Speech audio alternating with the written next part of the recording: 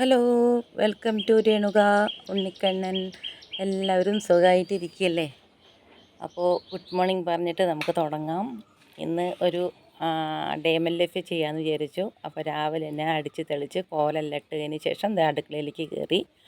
അടുക്കളയിൽ എല്ലാം നീറ്റായിട്ട് വെച്ചിട്ട് ഇരുന്നിട്ടുണ്ടെങ്കിൽ നല്ലൊരു സുഖമാണ്. ഇതൊരു രാവിലെ ഇതുപോലെ ഒരു വിളക്ക് വെച്ചിട്ടുണ്ടെങ്കിൽ അടുക്കളയിൽ ഒരു തിരി വിളക്ക് വെച്ചിട്ടുണ്ടെങ്കിൽ നല്ലതാണ് കേട്ടോ. ഒരു 48 ദിവസമെങ്കിലും നിങ്ങളിങ്ങനെ വിളക്ക് വെച്ച് നോക്കൂ, അതിൻ്റെ മാറ്റം അറിയാം.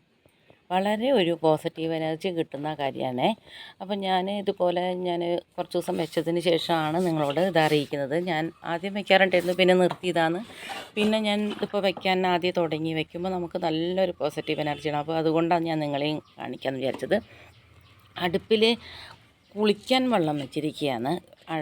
ഞാൻ പുറത്തായിരുന്നു വെച്ചിരുന്നത് ഇതുവരെയും. അപ്പോൾ ഇപ്പോൾ ഞാൻ വിചാരിച്ചു അടുക്കളയിൽ തന്നെയാവുമ്പോൾ ഇപ്പോൾ മഴയൊക്കെ ആയതുകൊണ്ട് എനിക്ക് കുറച്ചൊരു ബുദ്ധിമുട്ട്. പിന്നെ അതുമല്ല ഇതിനോട് കൂടിയിട്ട് ഈ എളുപ്പത്തിന് ഇങ്ങനെ ചെയ്ത് തീരുമല്ലോ എന്ന് പറഞ്ഞിട്ട് ഞാൻ അവിടെ അടുപ്പ് കൊണ്ടുവച്ചു. അത് ഇങ്ങനെ റെഡിമെയ്ഡ് അടുപ്പ്, അങ്ങോട്ടേക്ക് നമുക്ക് മാറ്റാൻ പറ്റുന്ന സൗകര്യമുള്ള അടുപ്പാണ്. അതുകൊണ്ട് ഞാനിവിടെ കുറച്ച് ദിവസം ഇങ്ങനെ വെച്ചതാണ്. അടുക്കളയിലൊക്കെ പുകയടിക്കും, എന്നാലും ഇങ്ങനെ ആവാമെന്ന് വിചാരിച്ചു ഇപ്പോൾ. അപ്പോൾ രാവിലെ തന്നെ ഒരു ചായ പിടിച്ചിട്ടാവാം ബാക്കി കാര്യങ്ങളൊന്ന് തുടങ്ങാമെന്ന് വിചാരിച്ചു. ഇപ്പോൾ ചായനോട് കുറച്ച് ഒരു ഭയങ്കര ഇഷ്ടം കൂടുതൽ.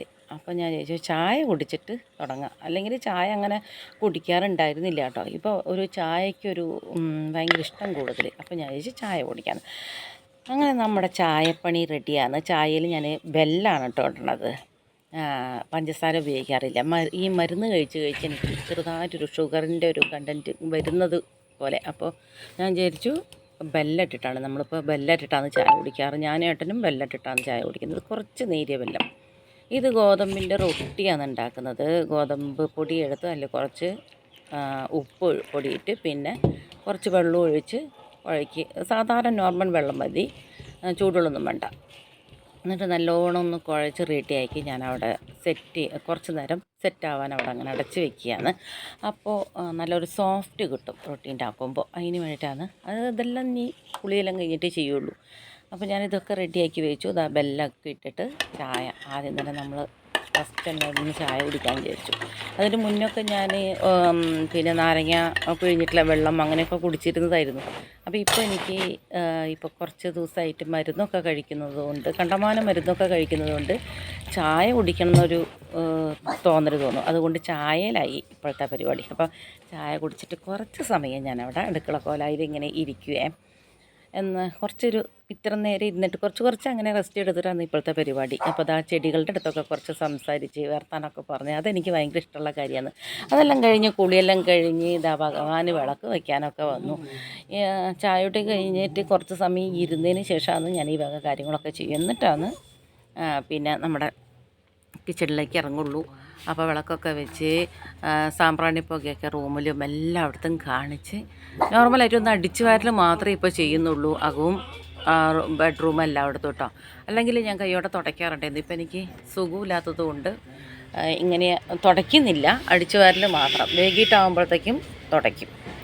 അപ്പോൾ അങ്ങനെ നമ്മുടെ ഭഗവാന് ചന്ദനത്തിരിയും സാമ്പ്രാണിയെല്ലാം കത്തിച്ച് നമ്മുടെ രാവിലത്തെ ഇന്നത്തെ ഒരു ദിവസം തുടങ്ങാൻ ഭഗവാനോട് നമുക്ക് അനുവാദമെല്ലാം ചോദിച്ച് ഇന്നത്തെ ഒരു ദിവസം തന്ന ഭഗവാനോട് നന്ദി പറഞ്ഞ് നമുക്ക് അടുക്കളയിലേക്ക് കയറാം. അങ്ങനെ വിളക്കൊക്കെ വെച്ച് സുന്ദരി കുട്ടിയായി.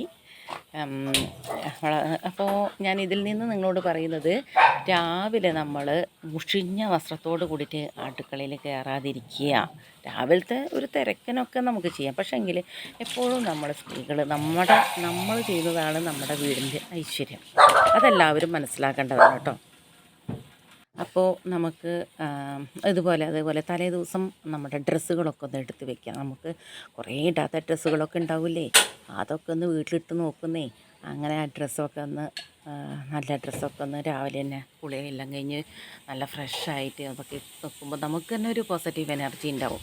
പിന്നെ ഈ വിളക്ക് വെക്കേണ്ട കാര്യമൊന്നും നിങ്ങളൊന്ന് വെച്ച് നോക്കി നോക്കും. ഒരു 3 ദിവസമെങ്കിലും വിളക്ക് വെച്ച് നോക്കിക്കഴിഞ്ഞാൽ നിങ്ങൾക്ക് അതിൻ്റെ ഐശ്വര്യം ഉണ്ടാവും. അപ്പോൾ അതൊരു മാറ്റം ഉണ്ടാവും. അതൊന്ന് ചെയ്ത് നോക്കാം കേട്ടോ. അപ്പോൾ നമ്മുടെ റൊട്ടി ഉണ്ടാക്കുകയാണ്. റൊട്ടി നല്ല രസമായിരിക്കും. ഇങ്ങനെ എന്താ പറയുക, നെയ്യ് ഒഴിച്ചിട്ട് പഞ്ചസാരയൊക്കെ ഇട്ടിട്ട് പിന്നെ നല്ല ടേസ്റ്റ് ആയിരിക്കും. അപ്പോൾ പഞ്ചസാര ഇഷ്ടമില്ലാത്തവർക്കോ ഷുഗർ കണ്ടൻറ്റ് കൂടുതലുള്ളവർക്കാണെങ്കിൽ കുറച്ച് വെല്ലം വേണമെങ്കിൽ ഇടാം, അല്ലെങ്കിൽ തേൻ ഒഴിക്കുക കേട്ടോ. അപ്പോൾ ഞാൻ ഏട്ടന് കൊടുത്തപ്പോൾ ഏട്ടന് ഞാൻ പഞ്ചസാരയാണ് ഇട്ട് കൊടുത്തിട്ടത്. എന്താ വെച്ചാൽ ഏട്ടന് ഷുഗറിൻ്റെ ഇത് നല്ലോണം കുറഞ്ഞിട്ടുണ്ട്. നടന്നിങ്ങനെ ഈ കുന്നൊക്കെ കയറി നടക്കാനൊക്കെ പോയതുകൊണ്ട് നല്ല മാറ്റം വന്നു. അപ്പോൾ ഏട്ടൻ ഗുളികയൊന്നും കഴിക്കുന്നില്ല. പിന്നെ അപ്പോൾ എന്താ പറയുക, ഷുഗർ നല്ലോണം ഡൗൺ ആയി വന്നു. ഏട്ടന് കുറച്ച് മധുരമൊക്കെ ഞാൻ കൊടുക്കും. അങ്ങനെ നമ്മുടെ റൊട്ടിയൊക്കെ റെഡിയായി വന്നുകൊണ്ടിരിക്കുകയാണ്. അപ്പോൾ ഞാൻ പറഞ്ഞു വന്നത്, നല്ല വസ്ത്രങ്ങളൊക്കെ അലമാരയിലൊക്കെ ഉണ്ടെങ്കിൽ അതൊക്കെ വെറുതെ അതിൻ്റെ അവിടെ അങ്ങനെ പൊടി പിടിച്ചിരിക്കാതെ അതൊക്കെ ഒന്ന് എടുത്തിട്ട് ഇടുക കേട്ടോ. നമ്മളെവിടെയും ദൂരെ എവിടെയും നമ്മളിപ്പോൾ പുറത്ത് എന്നും പോകുന്നില്ലല്ലോ, എപ്പോഴെങ്കിലുമൊക്കെ എന്നല്ലേ പുറത്ത് പോവുള്ളൂ. അപ്പോൾ ഇതുപോലെ നല്ല ഡ്രസ്സൊക്കെ ഇട്ട് കഴിഞ്ഞാൽ നമുക്ക് ഒരു പോസിറ്റീവ് എനർജി, നല്ലൊരു നമ്മൾ മുടിയെല്ലാം നല്ല ഒരു വൃത്തിയിൽ കെട്ടി, അല്ലെങ്കിൽ നമ്മൾ അടുക്കളയിൽ നിൽക്കുന്ന അമ്മമാരുടെ പണിയില്ലേ, ഈ ഏതെങ്കിലും ഒരു മാക്സി എടുത്തിട്ട് ഒരു കൊണ്ടയും കെട്ടി പിന്നെ അവിടെ നിന്ന് അങ്ങോട്ട് അടുക്കള പണിയും കഴിഞ്ഞ് രാത്രി ആകുമ്പോൾ ഓരോരുത്തരൊക്കെ കുളിക്കുന്നുണ്ടാവും അല്ലേ. അങ്ങനെ ചെയ്യാതെ ഇങ്ങനെ കുറച്ച് ദിവസം നിങ്ങൾ ചെയ്ത് നോക്കിയാൽ അതിൻ്റെ ഒരു ഐശ്വര്യം, അതിൻ്റെ ഒരു നല്ലൊരു സുഖം കിട്ടും നമുക്ക്, ശരീരത്തിനും മനസ്സിനും നമ്മുടെ മുഖത്ത് അതിൻ്റെ സന്തോഷവും ഉണ്ടാവും കേട്ടോ. അപ്പോൾ അതെല്ലാവരും ചെയ്ത് നോക്കി നോക്കണേ. ഞാനിപ്പോൾ ഞാൻ എപ്പോഴും അങ്ങനെ തന്നെയാണ്, എന്നാലും കുറേ ആയിട്ട് ഇപ്പോൾ വയ്യാണ്ടായിട്ടൊക്കെ നിർത്തി വെച്ചിരിക്കുന്നു. ഇപ്പോൾ ആദ്യം ഞാൻ ഇതുപോലെ എന്നുവെച്ചാൽ പെട്ടെന്ന് വയ്യാത്തത് കൊണ്ട് പെട്ടെന്ന് ഏതെങ്കിലും ഒരു നൈറ്റിയൊക്കെ എടുത്തിട്ടിട്ട് ഇങ്ങനെ ഏതോ എന്നൊക്കെ പറഞ്ഞിട്ടിരിക്കുകയായിരുന്നു. ഇപ്പോൾ എനിക്ക് തോന്നി നമ്മുടെ ഏത് അസുഖവും മാറും, നമ്മളങ്ങനെ തളർന്നിരിക്കരുത് എന്നുള്ളതിൽ ഞാനിപ്പോൾ ഡ്രസ്സൊക്കെ അങ്ങനെ ഇട്ട് വൈകിട്ടാകുമ്പോൾ ആദ്യം ഒരു മേലി ഇടുക, അല്ലെങ്കിൽ ഒന്ന് കാലും മുഖം കഴുകി മേലി കഴുകി എന്തെങ്കിലും ചെയ്തിട്ട് ഒരു നൈറ്റി എടുത്തിടാം. നമുക്ക് വിളക്ക് വയ്ക്കാറാകുമ്പോൾ നൈറ്റിയൊക്കെ എടുത്തിട്ട് നാമം ജപിച്ച്, നാമം ഒരിക്കലും മുടക്കരുത്. ഞാൻ എപ്പോഴും പറയുന്നതാണ്, നാമം ഒരിക്കലും മുടക്കരുത് കേട്ടോ. അങ്ങനെ നമ്മൾ എത്രയും നാമം ജപിച്ചുകൊണ്ടിരിക്കുന്നവരും നമ്മുടെ കർമ്മദോഷങ്ങളെല്ലാം കുറച്ച് നീങ്ങി വരും. അതുകൊണ്ട് നാമം ജപിക്കലും മുടങ്ങരുത്, നാമം ജപിച്ചു കൊണ്ടേയിരിക്കണം. നാമം ജപിക്കുമ്പോൾ നമ്മൾക്ക് ഐശ്വര്യം, സമാധാനം, സന്തോഷം, അതുപോലെ നമ്മുടെ കർമ്മദോഷങ്ങൾ നീങ്ങൽ എല്ലാം ചെയ്യും. നാമം ജപിച്ചു കൊണ്ടേയിരിക്കും. ഒന്നും നാമം ജപിക്കാൻ അറിയില്ലെങ്കിൽ നമ്മൾക്ക് നാരായണ നാരായണ നാരായണ, അല്ലെങ്കിൽ ഹരേ കൃഷ്ണ കൃഷ്ണ കൃഷ്ണ ഹരേ ഹരേ, ഹരേ രാമ രാമ രാമ ഹരേ ഹരേ, ഈ ഒരു 2 വരിയെങ്കിലും നമ്മൾക്ക് ചൊല്ലി നോക്കാം. ഇന്നത്തെ ആൾക്കാർക്ക്, ഇപ്പോഴത്തെ കുട്ടികൾക്കൊന്നും നാമം ജപിക്കാൻ അതൊന്നും അറിയാത്തവരാണെങ്കിൽ ഇതുപോലെ ജപിക്കുക, അറിയുന്നവരാണെങ്കിൽ ഇഷ്ടമുള്ള നാമങ്ങൾ ജപിക്കുക. അതാണ് നമ്മൾ ഭഗവാനിലേക്ക് എത്രയോ നമ്മൾ ഭഗവാനെ വിളിച്ചുകൊണ്ടിരിക്കുമ്പോൾ നമ്മൾ ഭഗവാനെ വിളിച്ചില്ലെങ്കിൽ നമ്മളെപ്പോഴും ഭഗവാൻ ശ്രദ്ധിക്കുന്നുണ്ട്, എന്നാലും നമ്മൾ ഭഗവാനെ എപ്പോഴും വിളിച്ചുകൊണ്ടേയിരിക്കണം. അപ്പോൾ അതാ റൊട്ടിയെല്ലാം ആയി. പിന്നെ എനിക്കാണ് പാൽ ചായ കേട്ടോ.